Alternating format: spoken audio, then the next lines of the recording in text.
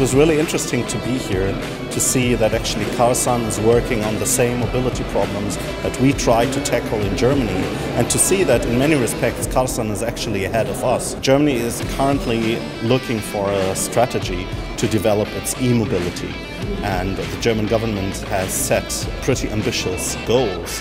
And I think one aspect of that could be that more vehicles, also from Karsan, could drive on German roads. Well, I think especially Germany has to keep up with the development, and right now, as we are very good in diesel and benzene, we have a hard time to switch to others and other countries which are not that good in these parts. But yeah, as I see here, there's a pretty good development, so they have to keep up in Germany.